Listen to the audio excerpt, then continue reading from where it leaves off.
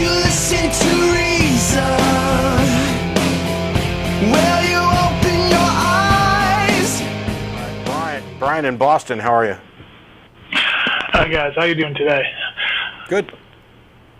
Man, I wanted to address something. I've been watching you for the past 6 months or so, and I'm not coming from a theist view or anything like that, but I've been a philosopher for I'd say the last 15 years or so, and I really have this issue with when you refer to yourself as agnostic atheist. Is that a fair assumption that I'm accusing you of? For me? Yeah. Do you consider yourself an agnostic atheist? Depending on the definition of knowledge, yes. Okay, so can I address this, because I find it to be inherently contradictory.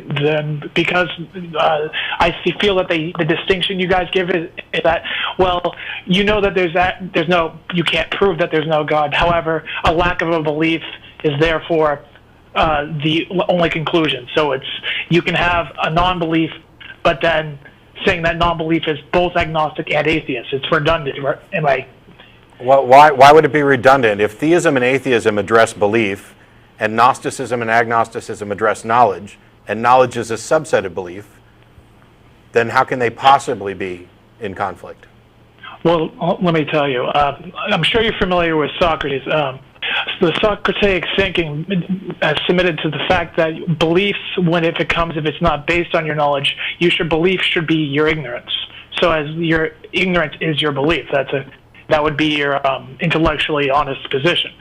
You can't, just because if you don't have the knowledge of something. Well, and to be fair, let me clarify, because what do you think atheism is first? Because I think I found the confusion. Okay, sure. Well, I'm looking at the 2009 the Encyclopedia Britannica in 2009. It says here that it's defined as a rejection of deity or deities. Sure. And actually, I would say that it would be rejection of the proposition that a deity or deity exists. Because rejection of deities could include somebody who believes a God exists but rejects them on some other, rejects worshiping them, things like that. So it's necessarily tied to belief. Okay, but why do you guys? My problem is you separate belief. Shouldn't it someone that has a pursuit of knowledge and pursuit of love? I don't care about knowledge. I don't care about what people claim as knowledge, because we don't wait until we have knowledge of something to act upon it. You act in accordance with your beliefs. Knowledge is a subset of beliefs, and while it's nifty that we claim to know things, it's more important what we actually believe or do not believe, because that's all it takes to inform actions. Well, that's my point. We act from ignorance today because we're in this form of pragmatism rather than principles.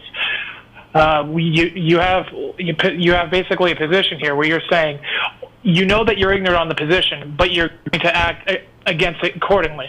It seems to be. I'm not. Wow. There's this whole thing of.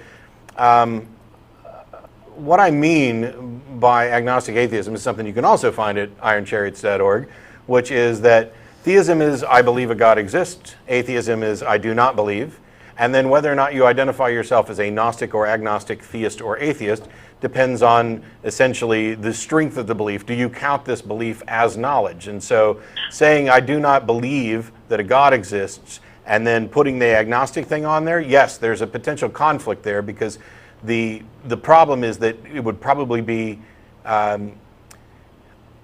there's a disjunction between I do not believe and I don't know, and the don't know is something that applies more accurately to the anti-theist position, and so it would be a Gnostic anti-theist, I guess, would be that. So I don't normally. I don't want to put words in your mouth. So let me clarify. You guys, do you actually that you accept the atheism to be the rejection though of deity or deities, just to simplify it, or you said yourself the normal definition that I use now is that atheism is the rejection of theistic claims. Okay, that's a completely fair definition. So now that my problem comes down to this cognitive dissonance, we have this. Let's define what we mean by belief versus what you said, I don't know. Belief is something that is based on what I think a pathos appeal. No, is it not? Belief when I say belief, I mean belief is the acceptance of a proposition as true or likely true. Right. That's it. So if you're going, so that isn't that a cognitive dissonance if you do not know, but then you're going to choose to believe something that you don't know? No. Okay. Then correct me, because I'm actually curious. I don't need to know something in order to believe it. But why don't you have to?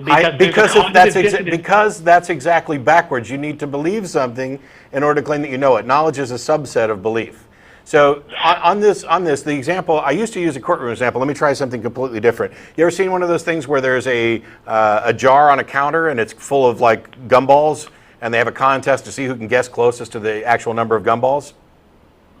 Sure. Okay. So as long as there's gumballs in that jar, you and I would agree that the number of gumballs is either even or odd, correct?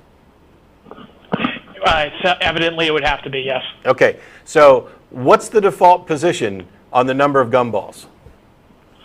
The number of gumballs as a numerical number, or as a rounded position. The quantity of gumballs being either even or odd. What's the default position? The default position is neutral. Yes.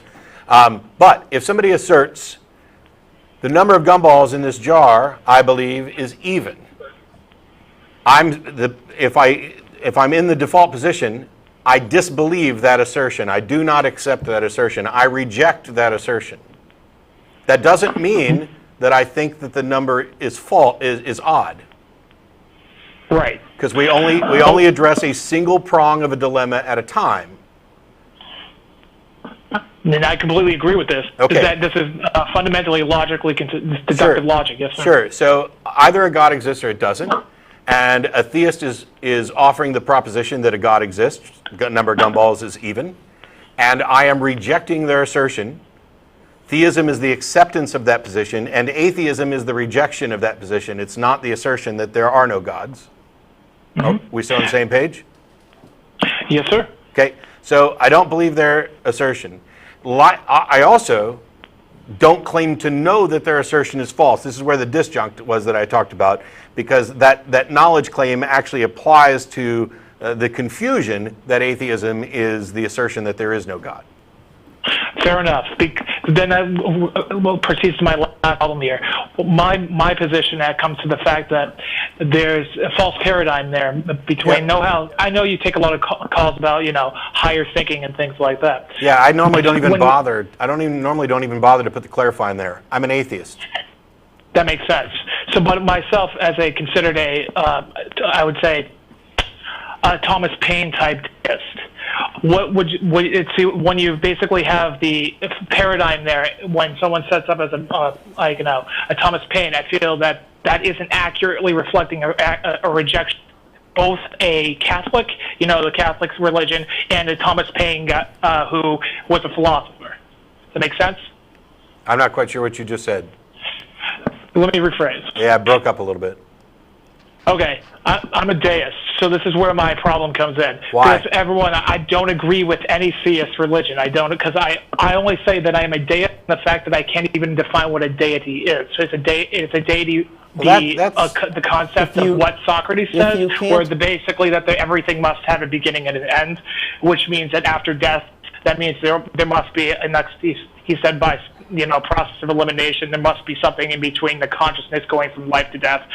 He doesn't define what that is either, but he rejected the concept of a God itself. If you can't define what a thing is, how can you say that you believe in it? I put myself as a deist because it's the only closest label I can give to myself to saying I believe that there's something else there that is beyond the possibility of a human perception. And I only say that because of the fact that so many perceptions out there that are beyond our current logical scientific reach. But you don't claim to be able to know for a fact one way or the other, right?